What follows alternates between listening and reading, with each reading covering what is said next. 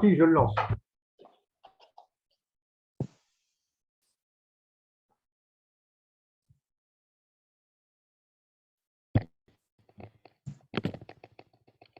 Katia, si tu veux reprendre ce que tu étais en train de dire. Oui, oui, je disais que c'était intéressant quand Christian a parlé de la coupure, parce que effectivement, peut-être aussi ça serait un thème à aborder, parce que ça nous parle de tout ce que j'ai entendu, de cette forme d'angoisse de la fin. C'est à la fois la fin et le commencement. Et moi, ce qui m'interpelle un peu, alors il y a autre chose que je voulais relever aussi, c'est qu'on parle des régimes autoritaires, mais en fait, n'est-ce pas globalement, alors je vais dire quelque chose un peu étrange peut-être, mais je me questionne, je me dis, mais quand on voit l'état justement des psychosomatiques individuels, et quand on sait que finalement notre pensée crée la réalité, je me demande si nous ne sommes pas tous, à cause de nos états individuels, en train de créer un autoritarisme. Et en plus, forcément, parce que les réseaux, en fait, finalement, le monde virtualisé et mondialisé ouvre les champs d'expression et il n'y a plus forcément de subordination. Alors, à mon sens, c'est pas bien, c'est pas mal. Il me semble que ce serait intéressant peut-être de voir d'un point de vue de l'esprit le processus. C'est-à-dire, est-ce que nous ne sommes pas en train d'être dans ce processus de transformation de notre humanité et qui doit forcément passer par certaines épreuves. Voilà. Et je me dis, bon, est-ce que notre autoritarisme individuel, qui a du mal justement à accepter d'être altéré par l'autre, finalement ne peut que convoquer quelque chose qui soit plus ferme en extériorité. Mais parce qu'au niveau des enfants, on peut voir qu'au niveau de l'éducation, c'est très compliqué pour les enseignants. C'est très compliqué. C'est très compliqué. Pourquoi? Parce que ce qui fait monoparental et fait qu'au niveau... alors, il y a des familles où ça se réorganise, et tant mieux. Bien qu'il y ait coupure et que ça reste quelque part un trauma pour l'enfant. Mais en tous les cas, hier, au petit déjeuner, je me disais, est-ce que ces générations d'enfants, de parents séparés, ne sont pas la génération qui, spirituellement, en tous les cas, ou humainement, va permettre de comprendre qu'il y a autre chose? C'est-à-dire, voilà, et que comme par hasard, parce qu'il y a des choses, on peut le juger au niveau ou l'observer au niveau social, mais si on prend un peu de surplomb et qu'on observe la situation, on se dit, mais si ça a un sens et que ce sens n'est pas celui qu'on croit. Peut-être que, voilà, c'est tout cela que j'interroge et qui m'intéresse de partager avec vous. Voilà. Sinon, je m'étendrai encore, donc j'arrête. Voilà. Merci, Merci beaucoup. Katia. Florent, Merci Katia. J'ai profité de la pause pour aller chercher le livre dont je vous parlais tout à l'heure, donc Les 7 piliers de la cité, de Édouard Godot, Guérir la politique. Alors pour lui, je vous les lis juste. Premier pilier, l'inaliénabilité du vivant. Deuxième, l'inversion du sens de la propriété. Troisième, une économie vivante. Quatrième, le pouvoir du cœur. Cinquième, une écologie de l'esprit. Sixième, le gouvernement anarchique. Et septième, Planet United, une communauté de destin. Donc on voit comment tous ces auteurs finalement partagent une vision, je dirais presque de Gaïa, c'est-à-dire en tout cas vraiment une conscience globale, et après chacun, selon ses trajectoires, effectivement, vont mettre, donc je fais référence à Barbier et à Morin, les accents sur tel ou tel aspect. On approche de la fin. Est-ce que peut-être Philippe Bèdre ou monsieur ou madame Pellerin, Joël ou son épouse, selon lequel des deux, voire les deux, des fois ils sont ensemble, vous auriez envie de nous approcher d'un mot non pas conclusif, puisque on s'est promis de se revoir, comme dirait la chanson, mais en tout cas pour terminer cette soirée ensemble. Oui, alors moi, c'est Lenis, hein, mon nom, mais c'est en fait, Ah, pardon, excuse-moi. j'ai un double nom sur mon intitulé, mais c'est pas grave, c'est Bedro aussi. Ah bon, ok. Alors, donc moi, non, mais alors moi, j'interviens en formation, en VAE, etc. pour des publics, bon, ça peut être des salariés, des demandeurs d'emploi, des jeunes en insertion. Moi, l'interrogation que j'avais, que j'ai depuis longtemps, y compris quand j'ai assisté à des interventions de René Barbier, c'était, et cette interrogation demeure, quelle articulation René Barbier fait-il, mais où vous faites-vous entre la conscience collective et la conscience individuelle? C'est-à-dire que ou même la conscience de classe, hein, conscience collective ou conscience de classe. Et comment on peut mettre en écho cette fameuse phrase qu'a lue Christian, qui est « La révolution se fera dans chaque conscience où elle ne se fera pas ».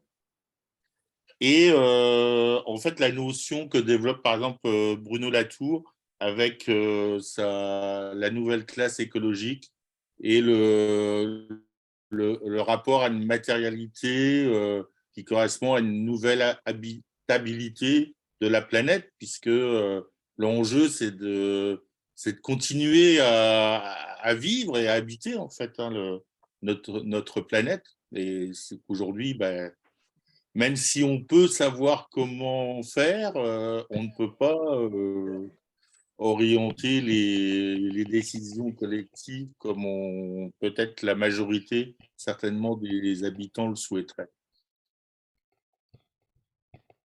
Merci Philippe. Philippe Lenis, hein, donc. Hein. Merci. Plus connu sous. Alors, une dernière prise de parole, peut-être? Quelqu'un qui souhaiterait nous dire quelque chose et qui n'a pas encore parlé, mais il n'y a pas d'obligation. Bonjour tout le Il y monde. avait Véronique également. Excuse-moi, Véronique, je ne t'avais pas vu. Oui, Enfin, je t'avais vu au tout début, je ne t'ai pas vu revenir. Noël. Et Joël, sinon, Joël. Ouais. Oui, bonjour tout le monde. Très rapidement, hein, on a pris cette vidéo en retard là, et mon épouse Alice est à côté de moi, mais bon, elle préfère ne pas se montrer. Elle est malade en fait. Elle a été hospitalisée, elle est en convalescence. Donc, Bon rétablissement. Bon. Merci. À une prochaine, en meilleure santé, et on écoutera depuis le début. Bonsoir tout le monde. On va avoir un très bon rétablissement. Hein. Merci. Bon. Ok. Véronique, tu voulais dire un petit mot ou pas? Je n'ai pas compris finalement, pardon.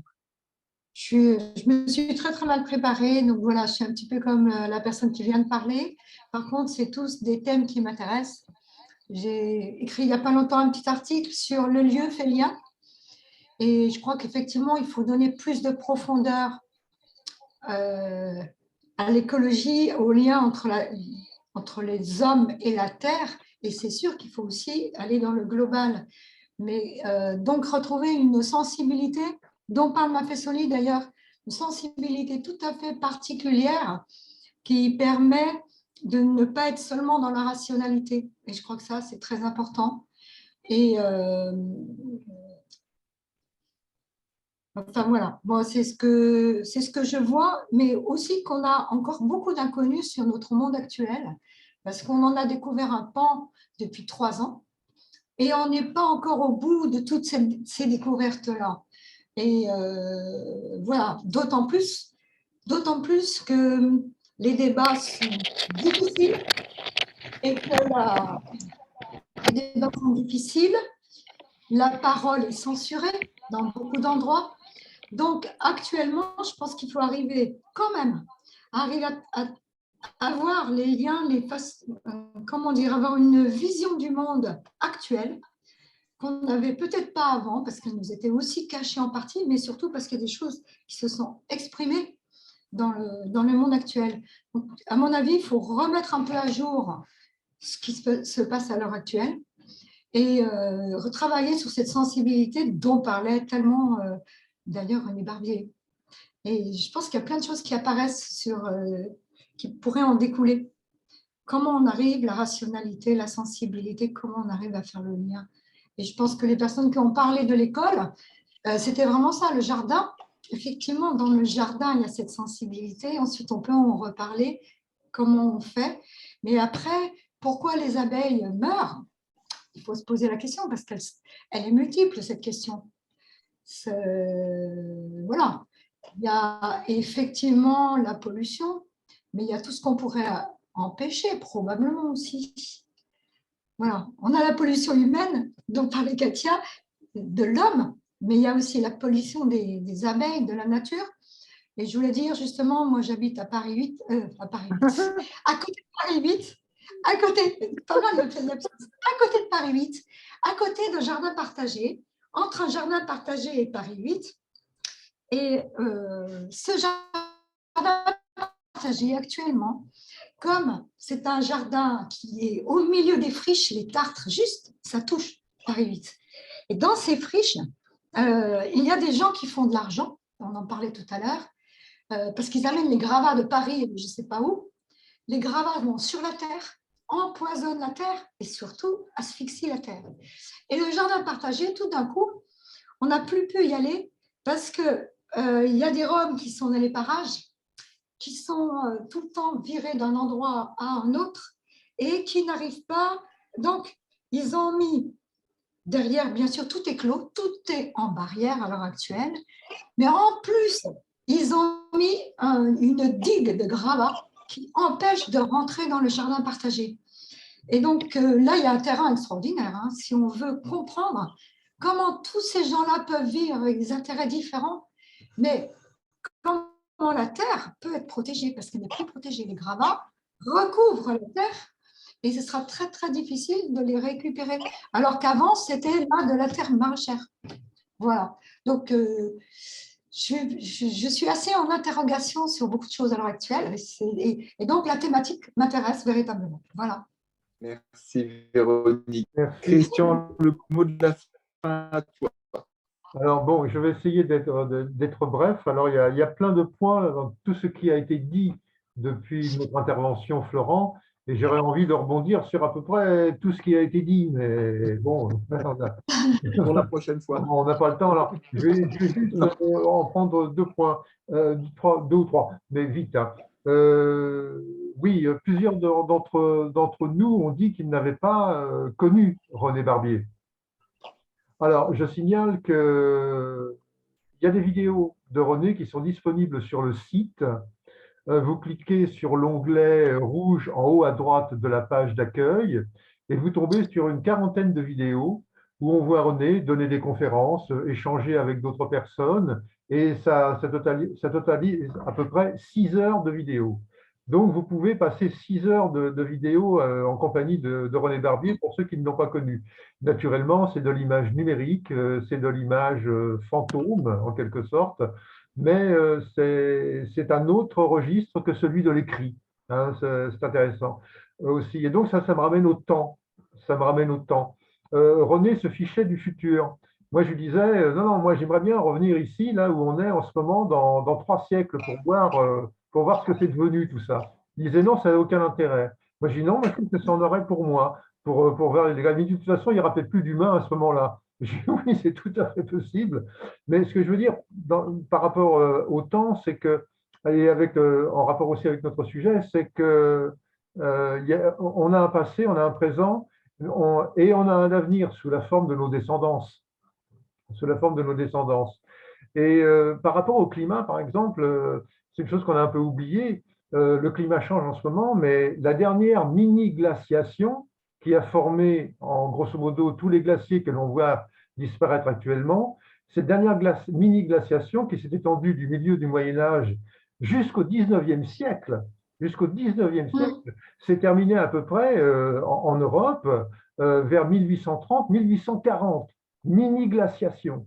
Voyez, donc, et ça veut dire qu'à cette mini-glaciation, eh bien, l'Homo sapiens avait réussi alors, à s'adapter. C'est un mot qu'on déteste aujourd'hui, le verbe s'adapter, mais effectivement, l'espèce n'a pas disparu à ce moment-là. Et par rapport au temps et au futur du temps, je ne sais pas quel travail d'adaptation va réaliser Homo sapiens, et c'est une des questions que se pose Bernard Charlot dans Éducation et barbarie.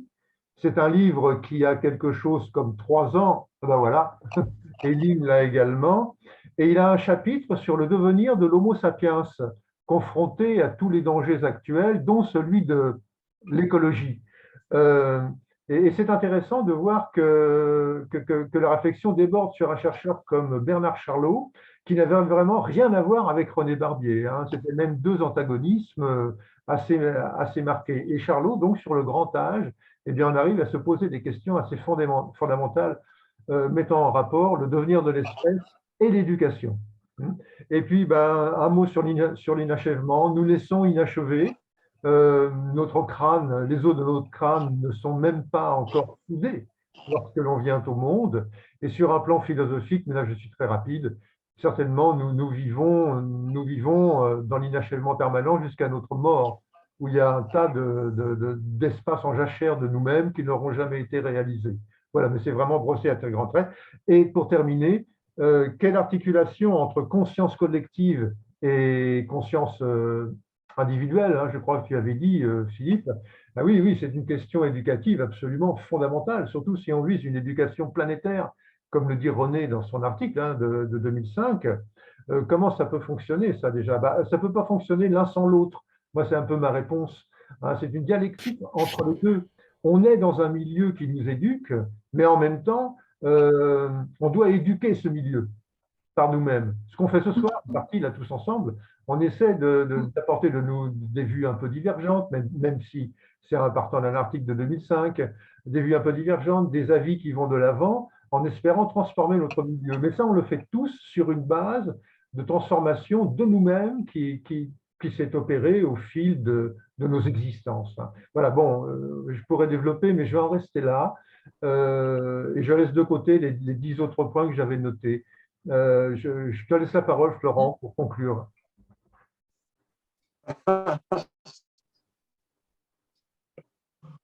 Oui, bon, ben, merci beaucoup pour ce retentissement, encore un terme que René met bien.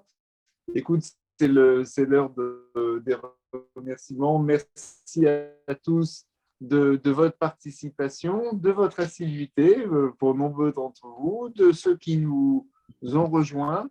Nombre de nos rencontres de ce séminaire philosophique sont en ligne sur ma chaîne YouTube à l'onglet Cirette Transdisciplinarité et vont venir enrichir également le journal des chercheurs. Comme ça, on sera bipolaire, enfin bipolarisé plus exactement. Peut-être sommes-nous suffisants.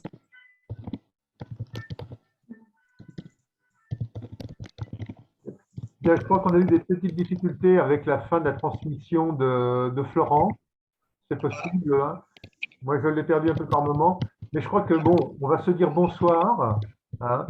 Vous retrouverez cette conférence donc mise en ligne là où l'a dit Florent, mais aussi sur le journal des chercheurs. Et puis, on vous tient au courant de la suite des événements. Et je trouve que c'est une très bonne idée de faire ce genre d'initiative pendant les allocutions de Macron. On a perdu peut-être 1 million d'auditeurs, mais on l'a privé des 18 milliards d'auditeurs qu'il aurait pu avoir. Voilà. Bien, je vous dis bonsoir. Et puis, Florent ne revient pas, mais on en avait fini. Donc, salut Florent, bonsoir à tous, et puis à bientôt. Salut. Bonsoir, à bientôt.